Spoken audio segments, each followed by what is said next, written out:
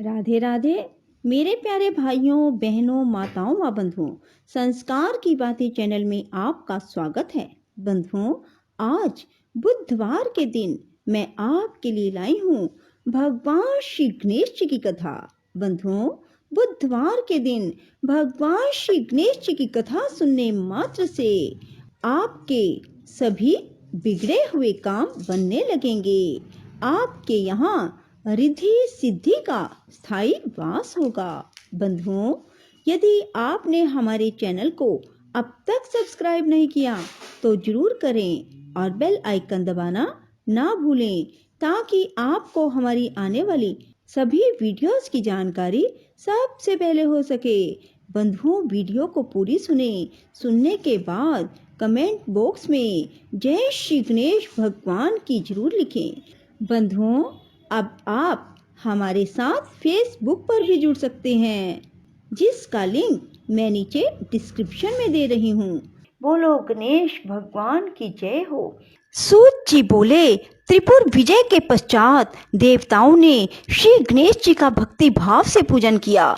उसके पश्चात भी वे समय समय पर उनकी उपासना करके सिद्धि प्राप्त करते। हे शौनक, एक समय पुनः अवसर उपस्थित हो गया जब देवताओं से गणेश रुष्ट हो गए और अपनी भूल ज्ञात होने पर उन्होंने पुनः उनको मनाया। शौनक ने भक्ति पूर्वक सूत जी के समक्ष मस्तक झुकाया और बोले, सूत जी, हे पुराण वेता पुरुष, वरदराज की कथा में मुझे बड़ा आनंद आ रहा है। देवताओं को पुनः किस विघ्न का सामना करना पड़ा और उन्होंने किस प्रकार छुटकारा पाया, वह सब मेरे प्रति कहने की कृपा करें। सूत जी बोले, हे शौनक, वह कथा भी कहता हूँ, ध्यान पूर्वक सुनो। देवगण एक बार गोमती के पवित्र तट पर यज्ञ करने लगे, किंतु उस यज्ञ में अनेक विघ्न आने लगे। तब उन्होंने भगवान विष्णु के पास जाकर निवेदन किया, हे बैकुंठनाथ, हमारे यज्ञ में बार बार विघ्न उपस्थित हो रहा है, उसके निवारण का उपाय बतलाइए।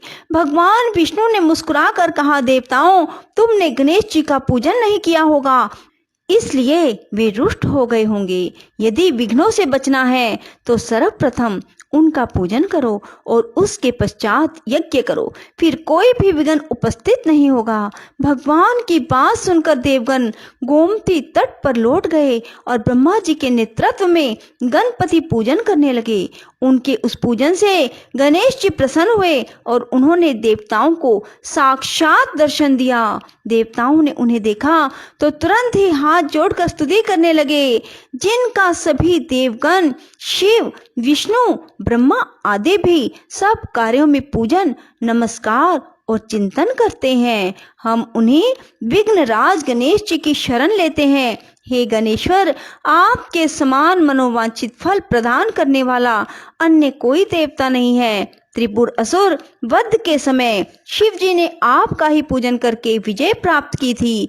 हे अंबिका नंदन, हमारे इस यज्ञ के विघ्नों को दूर कीजिए। देवताओं द्वारा वरदराज के बाल रूप का स्मरण होने के कारण वे उन्हें बाल रूप में ही दिखाई देने लगे। यह देखकर शिव जी ने विनोद पूर्वक कहा, गणपति, तुमने बहुत दूध पिया है, फिर लंबोदर क्यों नहीं हो जाते। सबके देखते देखते वे लंबोदर और दीर्घकाय हो गए। देवताओं ने पुनः उनकी स्तुति की और अंत में बोले, हे लंबोदर, हे गणपते, हम आपकी शरण हैं, हमारे विघ्नों को नष्ट कीजिए। गणेश जी ने कहा, देवगण, चिंता ना करो, अब तुम्हारे यज्ञ में कोई विघ्न उपस्थित नहीं होगा। सभी बाधाओं का अंत हो चुका है, अपना यज्ञ आरंभ करो। ऐसा कहकर वरदराज अंतर्ध्यान हो गए। देवताओं ने उनकी प्रतिमा स्थापित कर पुनः पूजन किया और पुष्पांजलि आदि द्वारा संतुष्ट करके यज्ञ अनुष्ठान का अभ्यास किया। इस बार उनके यज्ञ में कोई बाधा उपस्थित नहीं हुई। यज्ञ के निर्विघ्न रूप से संपूर्ण होने पर देवताओं को बड़ी प्रसन्नता हुई। वे हर्ष विभोर होकर विघ्न नाशक वरदराज का जय जयकार करने लगे। शौनक जी बोले, हे सूत जी, आपने भगवान वरदराज के पूजन का यह सुंदर उपाख्यान सुनाया, इससे मैं बहुत ही आनंदित हो रहा हूँ। अब आप अन्य कथाएं भी सुनाने की कृपा करें। सूत जी बोले, हे शौनक जी, विघ्न राज का पूजन सभी युगों में और सभी विशिष्ट जनों द्वारा होता आया है। देखो, एक बार भगवान श्री कृष्ण की योग माया और प्रधान प्रियतमा वृषभानु नंदिनी श्री राधा जी ने भी इनका पूजन किया था। सूत जी बोले, शौनक जी, प्राचीन काल की बात है, कैलाश शिखर पर अनेक देव, दिव्य ऋषिगण, सिद्धगण आदि के साथ ब्रह्मा जी भी एक उच्च आसन पर विराजमान थे। वहीं पर एक अन्य आसन पर भगवान शंकर भी जगत जननी उमा सहित शोभायमान थे। उनके निकट ही गणपति और कुमार कार्तिकेय दोनों ही अन्य बालकों के साथ क्रीड़ा में मगन थे। शिव जी के हाथ में एक दिव्य फल था। वे सोच रहे थे कि इसे किसे दिया जाए। पार्वती जी ने पूछा तो वे कभी कहती गणेश को दे दें और कभी कहती कुमार को। जब वे कुछ निश्चयात्मक उत्तर ना दे पाई तो शिव जी ने उसे बाद में विचार करने के उद्देश्य से अपने पास रख लिया। अब दोनों बालक गणेश और कुमार उस फल की मांग करने लगे। जब उनका अधिक आग्रह बढ़ा तब शिव जी ने ब्रह्मा जी से पूछा, ब्रह्मन, यह अपूर्व फल देव ऋषि नारद जी दे गए थे, इसे यह दोनों बालक मांग रहे हैं। फल एक ही है, आधा फल कोई लेना नहीं चाहता। ऐसी स्थिति में आप ही निर्णय कीजिए कि यह इनमें से किसे दिया जाए।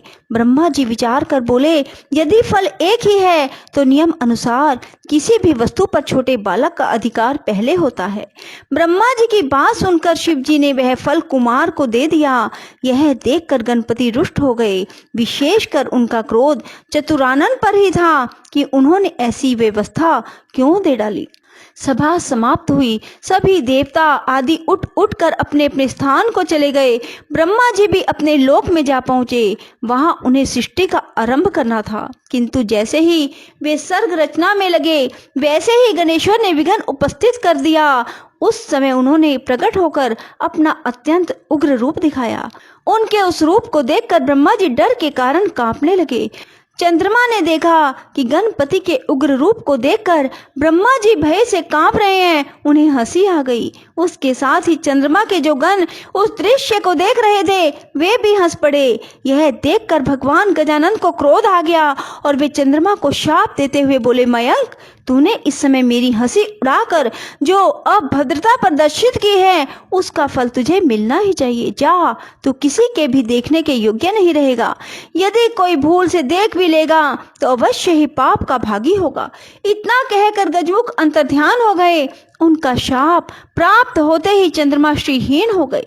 उसके तेज में अत्यंत न्यूनता आ गई। इससे वह बहुत व्याकुल हुआ और खिन्नता पूर्वक पश्चाताप करने लगा। देखा, मैं कैसी मूर्खता कर बैठा उन जगदीश्वर के साथ। वे प्रभु तो अनिमा आदि गुणों से संपन्न, संसार के कारण के भी कारण एवं महाप्रभु हैं।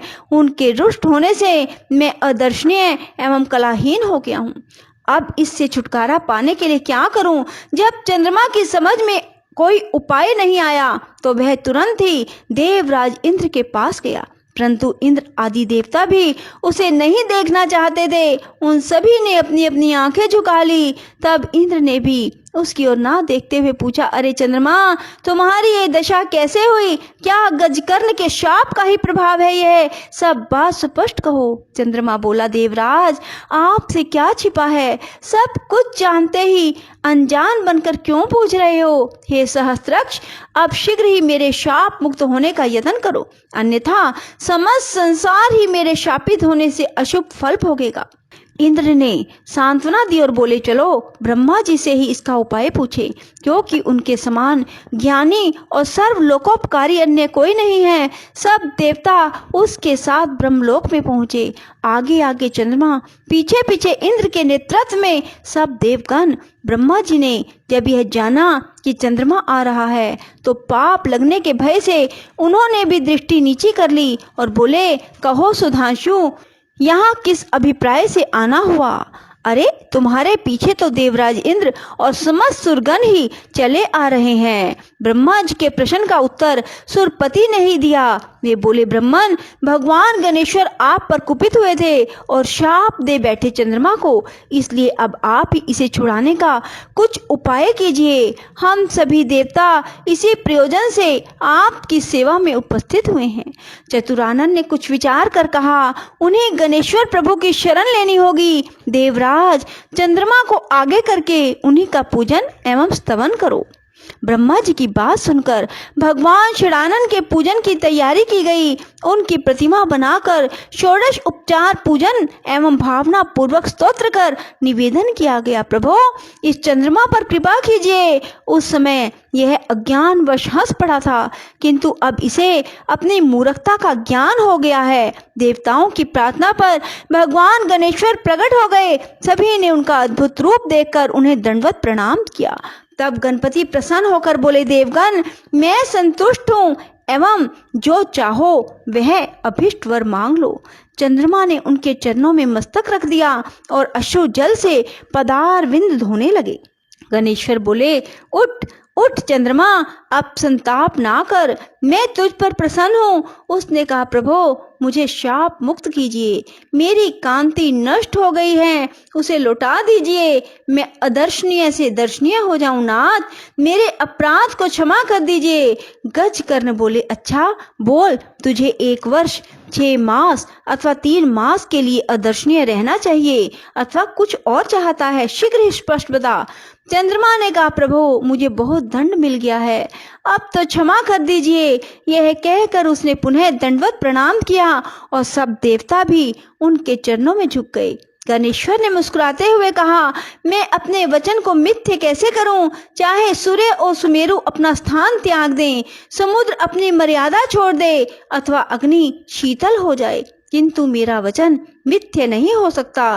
फिर भी मैं तुझे वर्ष में 1 ही दिन के लिए शापित रखूंगा, यथा भाद्र शुक्ल चतुर्थया यो ज्ञान तो अपिवा अभिशापो भय चंद्र भृंश दुख भाग। जाने या अनजाने में भी जो कोई भाद्रपद शुक्ल चतुर्थी को चंद्रमा को देखेगा वही अभिशप्त होगा और वही अधिक दुख का भागी होगा, इसमें कोई संदेह नहीं।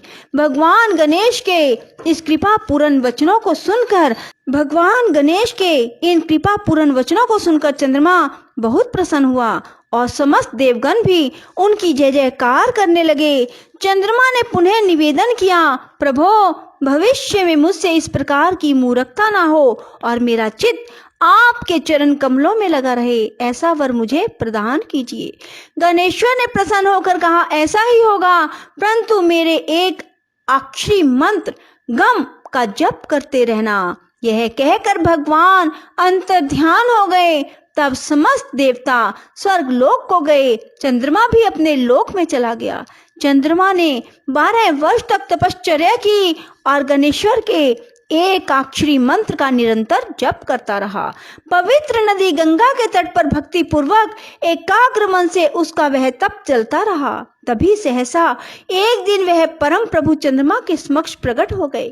इस समय उनकी रूप छटा देखकर निशापति अवाक रह गया। उसके चित्र में आश्चर्य मिश्रित भय व्याप गया, किंतु शीघ्र ही उसे निश्चय हो गया कि वह साक्षात आदिदेव भगवान गजानन ही है। तो वह हाथ जोड़कर प्रणाम करता हुआ उनकी स्तुति करने लगा।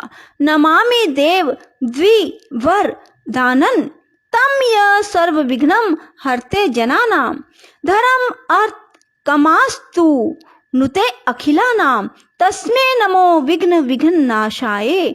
मैं उन 2 दांतों से युक्त परमेश्वर को नमस्कार करता हूँ जो अपने भक्तों के सभी विघ्नों का हरण करते और सभी के लिए धर्म अर्थ और काम को प्रशस्त करते हैं।